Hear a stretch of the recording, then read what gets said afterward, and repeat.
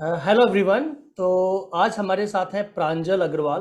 प्रांजल का निमसेट 2022 में all over India rank 158 आया है और ये भी एमएनआईटी इलाहाबाद से एमसीए कर रहे हैं।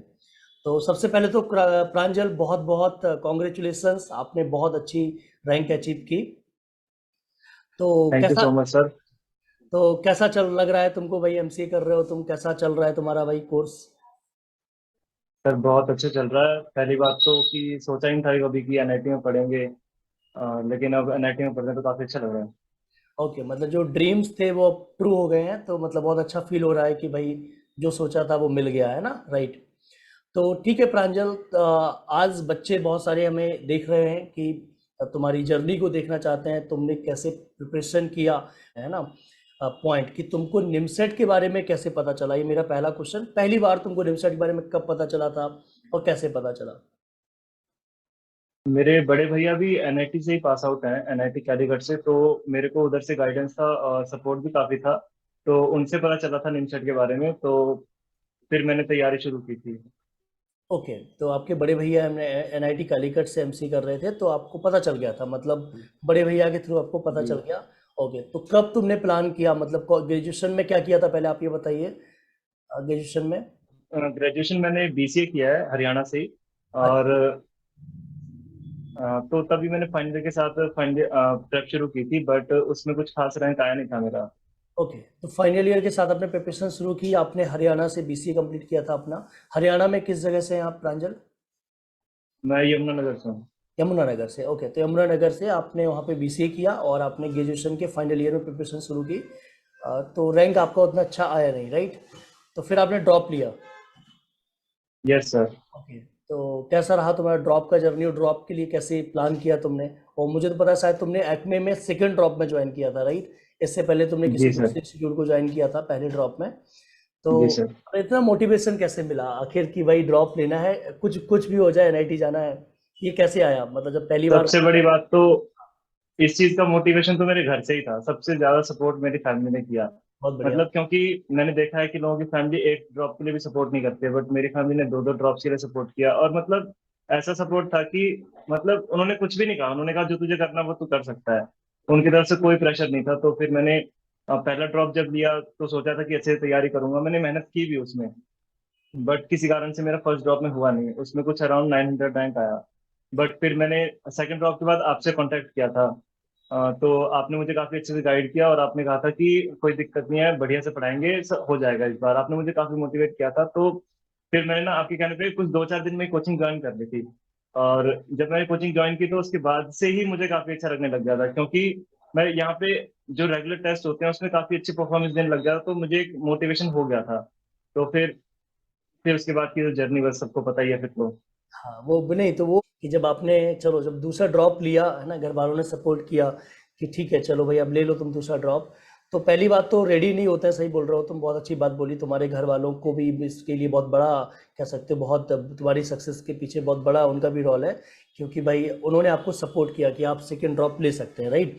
अब जब सेकेंड ड्रॉप आपने ले लिया, तो एक्मे अकेडमी आपने ज्वाइन किया, तो वो पूरी जर्नी बताओ एक बार जरा। आपको एक्मे में आपने कैसे प्रिपरेशन की, कितने घंटे स्टडी करते थे, क्या आपका प्लान था, कैसे करते थे, सब कुछ बताइए डिटेल में थोड़ा सा बच्चों को। जर्नी के बारे में मेरा ऐसा है कि जब मैंने एक्मे ज्वाइन किया तो मैंने टारगेट बैच में ज्वाइन किया था। तो टारगेट बैच में सर काफी अच्छे से मतलब अलग अलग टॉपिक्स को भी मतलब प्रॉपर टाइम दिया जाता है वैसे तो। हर हर हर बैच में प्रॉपर टाइम दिया जाता है, लेकिन यहाँ पे जो टेस्ट हो रहे थे वो काफी अच्छे थे और उसमें मैं ना अच्छा परफॉर्म करने लग गया था। तो फिर मुझे एक तरह से मोटिवेशन भी था कि स्टार्टिंग में तो मेरा रहता था कि रैंक 1 ही लेके आना, रैंक 1 से नीचे लेके नहीं आना। लेकिन थोड़े टाइम बाद पता चला कि रैंक के पीछे नहीं भागना है, स्कोर्स के पीछे भागना है। तो फिर और प्रिपरेशन के दौरान जब मैं स्टडी क्या करता था तो मैं सुबह मोस्टली स्टडी कंप्लीट करता था अपनी। मैं सुबह लगभग 4 बजे उठता था और 10 बजे तक अपनी स्टडी कंप्लीट कर लेता था। उसके बाद नहीं पढ़ता था मैं। और जो भी उसके बाद में मोस्टली टेस्ट वगैरह दिया करता था या क्लासेस किया करता था। लेकिन जो भी अपनी सेल्फ स्टडी है वो मैं सुबह 10 बजे तक खत्म कर देता था, उसके बाद नहीं पढ़ता था। और ये 4 से 10 के बीच में मैं 1 या 1.5 घंटे का एक गैप लेता था बीच में, और बाकी तो फिर रेगुलर ही पढ़ता था। ओके, मतलब 4 से 10, सुबह 4 बजे जग गए और 10 बजे तक तुमने अपना पूरा जी। सेल्फ स्टडी निपटा लिया जो तुम्हें करना है। और 10 बजे जी के बाद फिर जो भी क्लासेस हुई वो क्लासेस की, जो भी टेस्ट हुए वो टेस्ट दिए। क्लासेस की। अच्छा। हाँ और कुछ बच्चों को बताना चाहोगे कि तुमने और क्या स्पेशल किया कि आपने कितनी बड़ी रैंक अचीव की? आखिर ऐसा क्या कुछ एक्स्ट्रा किया आपने? सर, एक तो मैं बच्चों को एक बात बोलना चाहूंगा कि बच्चे ना ये कंसिडर करते हैं कि जैसे सेल्फ स्टडी कर रहे हैं ना, तो सेल्फ स्टडी में वो ये भी काउंट करते हैं कि उन्होंने क्लासेस कर ली 3 घंटे की और 2 घंटे का टेस्ट दे दिया, वो सोचते हैं कि 5 घंटे की पढ़ाई होगी, बट वो तो कुछ भी नहीं है। जब तक आप क्वेश्चंस नहीं लगाओगे, उससे उसके बिना कुछ होगा ही नहीं। जब तक आप खुद की आप प्रैक्टिस मटेरियल नहीं सॉल्व करोगे तब तक कीजिए। कैसे हो जाएगा? भाई क्लासेस जी, आपने की, चलो वो वो तो सोचते हैं आपको कि पता चल गया कि एक रोड मैप मिल गया आपको कि भाई आपको ये करना है। जी अब उस पे चलो भाई, उस पे आप खुद से प्रैक्टिस करो कम से कम 5 घंटे 6 घंटे। ऑब्वियसली वही प्रैक्टिस होती है, बिल्कुल सही बात है। और क्या बोलना चाहोगे जी। बच्चों को? एक तो सर मैं मेरा बैकग्राउंड कॉमर्स का है, तो ओके। और मेरे प्लस 2 में भी, हाँ 12th में भी उतने कुछ अच्छे मार्क्स नहीं थे, बस 70-80% वाले बंदे सोचते भी नहीं है कि एनआईटी को भी जा सकते हैं, बट ओके। मैंने सोचा कि जाना है तो एनआईटी जाना है, इसके लिए मैंने फाइनल ईयर में नहीं हुआ, फर्स्ट ईयर ड्रॉप लिया तब भी नहीं हुआ, फिर सेकंड ईयर में इस बार 158 रैंक अचीव कर लिया with the support of family. Okay, मतलब कॉमर्स स्टूडेंट रहे हैं आप। सबसे बड़ा इम्पोर्टेंट बात ये है कि ये मुझे पता नहीं था अभी तक कि तुम कॉमर्स से थे, मतलब ओके। जी ठीक है। जी। और अब जरा बताओ बच्चों को कि जो लास्ट मोमेंट में तुम्हारे क्या क्या मतलब स्ट्रेटजी थी, लास्ट के 3 महीने में तुमने प्रिपरेशन कैसे की? लास्ट के 3 महीने में सबसे पहले तो मैंने अपनी रीजनिंग को कंप्लीट किया और कंप्यूटर कंप्लीट किया, और इंग्लिश में साइड बाय साइड थोड़ा बहुत करता रहता था। मेरे पास वर्डमिंग वगैरह की नोटबुक है, मेरे बड़े भाई ने जब तैयारी की थी तो उन्होंने बना रखी थी वो, तो उसी को पढ़ा करता था मैं। मेरे भैया ने वर्ड और उनके मीनिंग्स वगैरह लिख रखे थे एक जगह पे, तो मैं उनको पढ़ा करता था, तो उससे मेरा इंग्लिश का काम चल गया था। और कंप्यूटर के लिए आपने जो वीडियोस दी थी और जो पढ़ाया उसके लिए वो सफिशिएंट था। और रीजनिंग के लिए कुछ एक वेबसाइट्स वगैरह और अपनी कोचिंग का मटेरियल फॉलो करता था। और लेकिन जब लास्ट के 15 या 20 दिन, लगभग एक महीना बचा था, तो मैंने आके देखा था कि जो रेगुलर मॉक टेस्ट होते हैं उनको एनालाइज जब करता था, तो मैंने देखा था कि मेरे कुछ पर्टिकुलर टॉपिक्स हैं वो हमेशा छूट रहे हैं। जैसे कि मेरा एरिया अंडर कर्व हमेशा छूटता था, मैंने लेकिन बस उसको नजरअंदाज कर दिया था, लेकिन आपने मुझे कहा था कि ऐसे टॉपिक्स फाइंड आउट जिससे जो हमेशा छूट रहे हैं और इजी हैं। एरिया अंडर कर्व भी इतना मुश्किल नहीं है, लेकिन वो हल्का छूट रहा था मेरा, क्योंकि मैंने वो अच्छे से पढ़ नहीं रखा था। तो ऐसे ही कुछ 3-4 टॉपिक मेरे निकल के आए लगभग एक महीना पहले।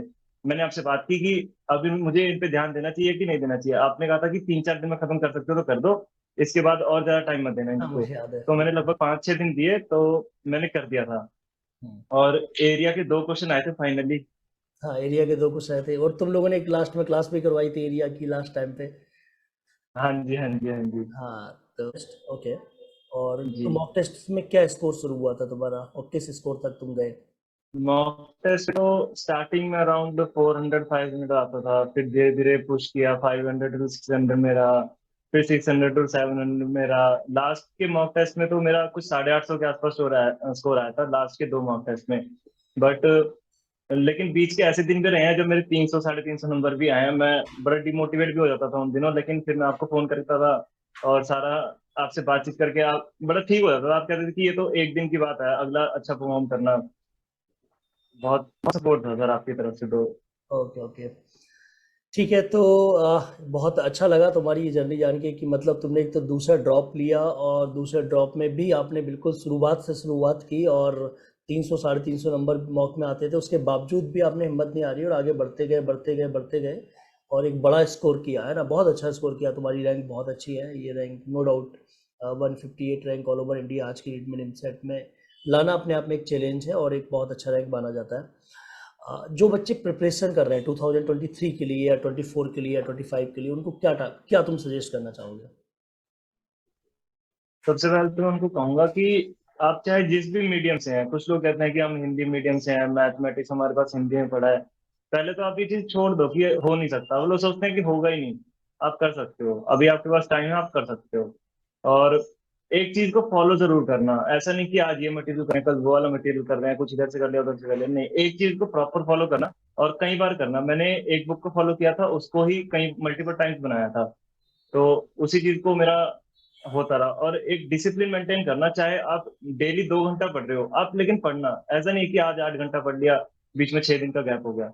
आप एक चीज को रेगुलरिटी बना के रखना। और बीच में डिमोटिवेशन आता है, सबको आता है, नो डाउट आता है, सबके मार्क्स भी डाउन होते हैं, बट उसमें आपको आप जाना ही होगा। अपने आप को ही मोटिवेट करना हो, कोई और मोटिवेट नहीं करेगा। बिल्कुल सही बात। मतलब डिमोटिवेशन आए तो भी आपको अपने आप को मोटिवेट करना है और आपको अपनी पढ़ाई कंटिन्यूअसली करनी है, चाहे भले ही 2 घंटे पर डे पढ़ो। सही बात बोला प्रांजल। तो प्रांजल, तुम्हारा मॉर्निंग 4 बजे से 10 बजे तक का टाइमिंग फिक्स था कि उसमें तुम्हें पढ़ना है। तो वो जी। डेली होता था कि कभी ब्रेक भी होता था बीच में? कभी कभी ब्रेक भी हो जाता था? बीच में जब मैं स्टार्ट किया था उठना, तो सर्दियों के दिनों में स्टार्ट किया, तो सर्दियों के दिनों में सुबह 4 बजे उठना तो बहुत मुश्किल होता है।